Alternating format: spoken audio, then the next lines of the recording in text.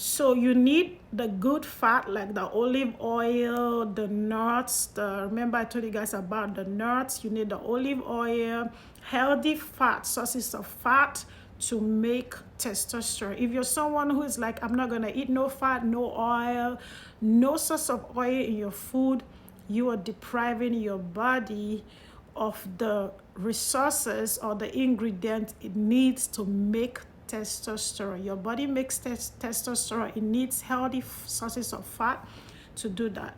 You also need zinc. Zinc is, you find zinc in the prostate, the body, the prostate needs zinc to make testosterone. So you need zinc, you need vitamin C, you need vitamin E, which is another fat soluble vitamin. You need all that. So always search for food that are rich in zinc, food rich in vitamin E, vitamin C. All those are needed to make testosterone or keep your testosterone within optimal level. Okay, and there's another BPA. So I know you guys have, when you buy plastics like plastic plates, when you pick it up it's gonna say BPA free. BPA, so that's a compound also that has been shown to deplete your testosterone level. It reduces your testosterone level. So make sure when you're buying drinks or water in plastic bottles, it shows BPA free. It should always say BPA free, especially if you're microwaving plastics. Check it, it's gonna say BPA free. This can be microwaved. So plastic, if you can, try to drink out of glass instead of plastics. Make sure you're checking the plastics. It's saying BPA free, okay? And so let's talk about the vascular part of erectile. So let's talk about vascular, which is one of the major causes of erectile dysfunction. So with vascular cause of erectile dysfunction, it's been shown that a lot of people who have erectile dysfunction is either managing high blood pressure or managing diabetes or managing cholesterol issue or insulin resistance or even pre-diabetic or ever had a stroke or ever had an MI, a heart attack, right? And then if you flip it the other way, people who never had all those chronic conditions that I mentioned, let's say somebody who is young at 40 suddenly starts having erectile dysfunction. It's recommended that you should go do a blood workup because this is vascular. So if you're beginning to have erectile dysfunction, say at 40 or 30, you should start doing a workup on your physical to know like your cholesterol level, to know your blood pressure numbers, to know your A1C number or your fasting glucose number. Because what is happening is, remember, like I said, it's vascular. The arteries of the penis, it's something is either blocking it or making it more narrow. So the blood is not really flowing with that speed that it needs to cause erection. So if it's, let's say it's a minor vascular issue going on in the penis, research shows that it might also be related to a major vascular issue going up in your body, like in the arteries of the heart or peripheral arteries. So that people with ED or erectile dysfunction are also at risk for cardiovascular illnesses like high blood pressure, hypertension. So it's like the other way, you flip it, ED is a cause of cardiovascular diseases. You flip it, CVD can cause erectile dysfunction. But the common thing you find here is the metabolic syndrome or the insulin resistance. So one big way that you can take care of this is first start working on metabolic syndrome. Check your numbers, begin to eat right, eat the right kind of fat, avoid insulin resistance, which means don't pack up carbohydrates. Don't eat in heavy portion. Don't eat a lot of carbohydrate.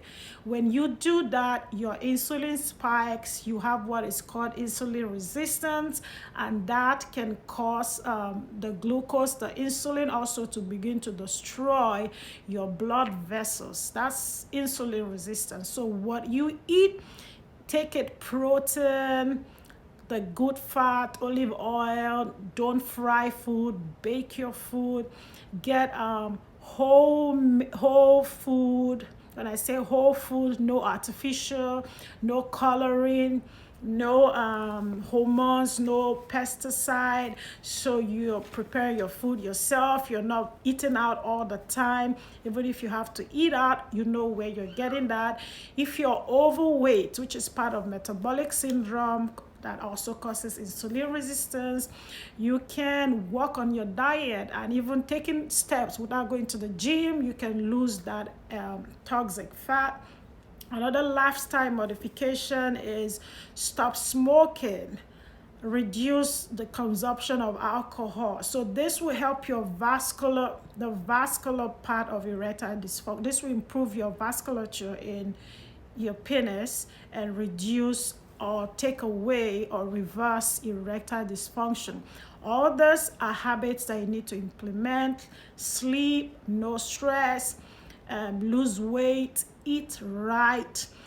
And now let's look back again on what happens when you have erectile dysfunction. Like I explained earlier on, when the blood is flowing, when you have sexual arousal going on in the brain, it sends a message to your blood, or your heart pumps blood and it flows down to the penis. It's supposed to go with a huge surge very quickly to the penis, to the arteries of the penis, right? And then it relaxes the muscles of the penis and blood is able to flow, and some chemicals or some compounds allow the penis to stay rigid while sexual pleasure is going on. But if there's anything that can affect patency of the blood artery, of the penis, that's when you have erectile dysfunction. If there are things that can affect the chemicals involved in initiating the flow of blood in the arteries, that's one of the things that can cause erectile dysfunction. So let's talk about this compound, nitric oxide. So this same nitric oxide helps in opening up your arteries, or dilating your artery. Remember, when it opens the artery, open it up and blood will go through and flow freely. So this compound called nitric oxide helps to keep the arteries of the penis, the carotid arteries, the coronary arteries open, or the peripheral arteries. It keeps them open and blood flows freely and you feel free and alive. But when any of those arteries are blocked, that's when you hear erectile dysfunction in the penis, or you hear someone saying, oh, I have pain when I walk, or chest pain, or stroke, an unusual headache. So with the penis, nitric oxide is very important in keeping the arteries open, in the walls of the artery open, so that blood can flow freely. So in my side, not as a urologist, I will tell you to eat food that improve nitric oxide. So what are some food that contains nitric oxide? I'll go back to tea. I did a video about tea, so go watch that video. Tea contains polyphenols that is very good in improving nitric oxide activity in the arteries, that will keep the arteries of the penis open. So tea is very good. Think about Zinc also, we did talk about that in the hormonal part of erectile dysfunction.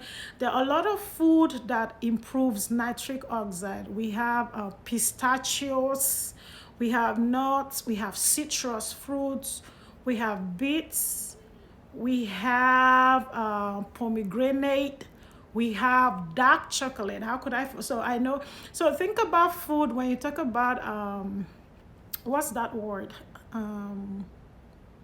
Aphrodisiac. Yeah, so think about food, oyster shell, oyster food, and talk about this chocolate nibs.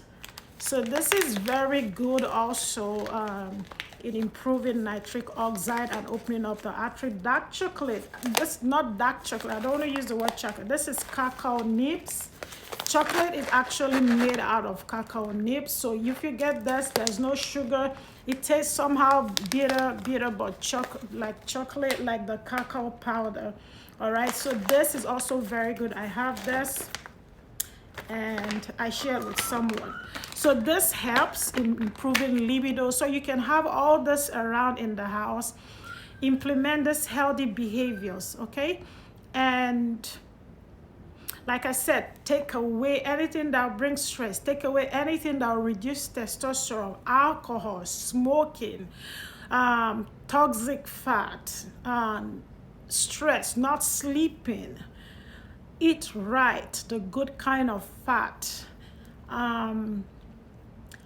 So that's basically it. Eat food high in zinc, high in so guys, I just want you to implement all this healthy behavior and have it at the back of your mind that these are the things going on when you have erectile dysfunction, and these are areas that you can work on. And while doing this and you feel you're not getting any result, you need to see a specialist like a urologist. They'll do a comprehensive workup and determine if there is actually a blockage like a plaque.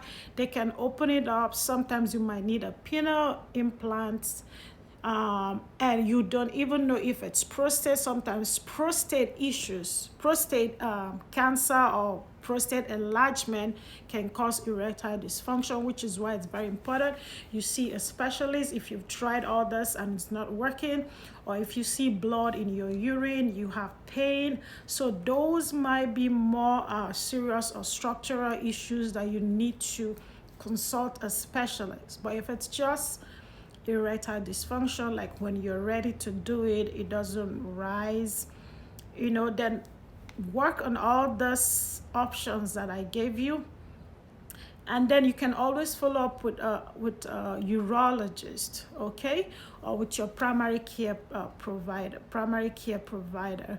And I believe I did touch on the basic info that you need.